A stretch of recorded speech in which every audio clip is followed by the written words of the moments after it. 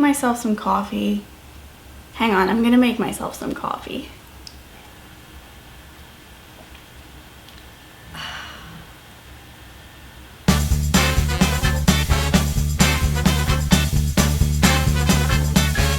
Hello and welcome to this thing that I do on the internet. Recently, I made a video, which you can watch by clicking this link down here. Click on that, where I talked about my struggle with depression and how my depression affects my YouTube schedule and basically just every aspect of my life. The comments that you guys gave me were so overwhelmingly positive. I am convinced that I have the nicest subscriber base in the entire world. One comment stood out to me in particular. It's from someone named Zoe Aperture. Hello, Zoe. And they wrote, "Hey Amy, I love your videos and I love your hair. Makes me miss having color. Thank you." I've been doing so much research lately as my moods have just been almost uncontrollable, and I genuinely think I have bipolar too. I was just wondering if you could maybe give some info about how you first noticed you had bipolar / how you cope, etc.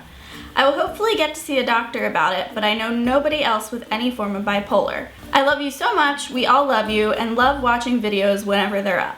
Thank you. Well, Zoe, I love you too, and I hope that your struggle gets easier soon, and I especially love that you were so open and honest and shared that with the world. And I'm hoping I can help you just a little bit by talking about my experience with bipolar. I want to start this video with a huge disclaimer that this is my personal experience with bipolar disorder. There's I think 4 different types of bipolar disorder. There's bipolar 1, bipolar 2, bipolar not otherwise specified, and rapid cycling bipolar. So there's a lot of different ways in which you can experience being bipolar. As far as how I knew I was bipolar, I was actually diagnosed as bipolar when I was 12. He tried me on one medication, it didn't work, and then he switched my diagnosis and put me on a ton of antidepressants that made me rapid cycle for a good couple of years. I went a few years without seeing any doctor at all. By the time I got back to another doctor, I was diagnosed with borderline personality disorder, which is very similar to bipolar disorder. It took me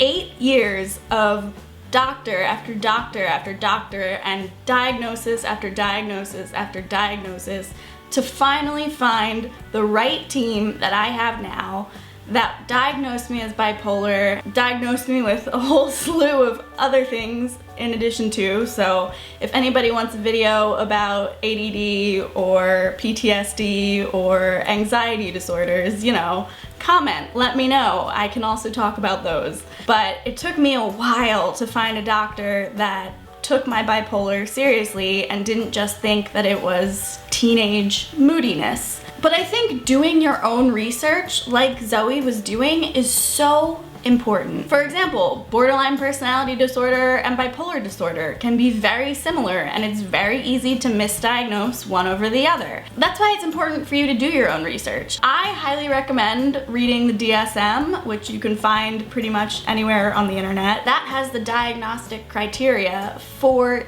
every mental illness that you could think of. And it's gonna be extremely helpful for that doctor if you know going into it, hey, I think I have bipolar type 2, this is why I think I have bipolar type 2, help me out. Being bipolar is kind of hard to explain because it's everything at once, if that makes sense. I always like to say that I personally experience 2 different types of depression. The first type of depression is apathy, and I have no interest in anything, none of my passions matter to me anymore. Everything is boring, I just want to sleep, I want to curl up and die. The second type is where the mania comes in, and I'm manic and depressed at the same time. And when that happens, I will do everything in my power to destroy myself. I put all that manic energy into horribly self-destructive things, and I am impulsive, I'm reckless. It is a living hell. Especially because when you're manic, you have these grandiose thoughts and you think that you are above the world. You think everyone else is out to get you. You're irritable, you're agitated all the time. You don't want to listen to what everyone's trying to tell you because you're on top of the world. Everybody else is wrong. And it's so hard to come down from that. And that's why I think medication and therapy are so important when it comes to dealing with manic depression or bipolar disorder.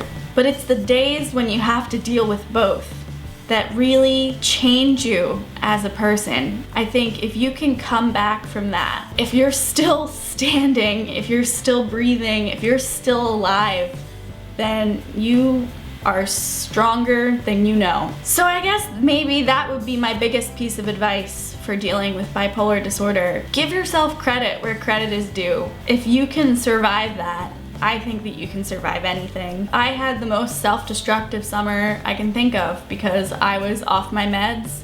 I was doing everything I could to destroy myself. I was self-harming in pretty much every way I could. And I'm here now, and I'm not perfect, but I'm so much better than where I was. I think for me personally, the hardest part about being bipolar is you don't want to give up the manic phases. We all know depression is shit, and we all know manic depression is a living hell, but mania is so drastically different from how you feel most of the time. When you're manic, you're on top of the world. You can accomplish anything. You can go days without sleep, without eating. You feel superhuman. It's hard to want to give that up because you don't want to lose what little bit of happiness you have. But the key is to realize that it's not happiness because you're not in control. You're never in control when you were bipolar and you're not being treated for it. But as someone who was unmedicated for a really long time, I'm now medicated and I can tell you it's so much better. I have some semblance of control over my life again, and that's the most freeing feeling in the world.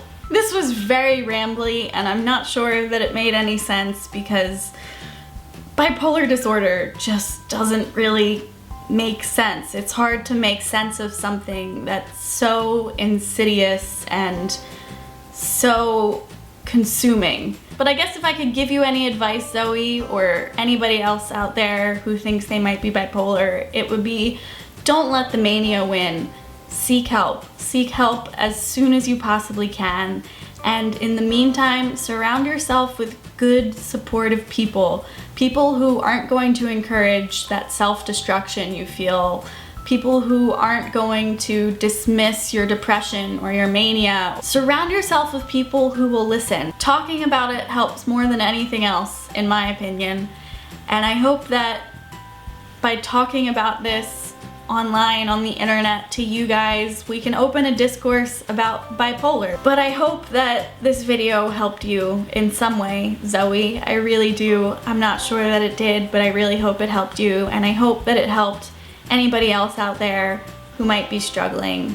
If you have bipolar disorder, if you have any other mental illness, I just want you to know that you are strong enough to beat this, and we will all make it through.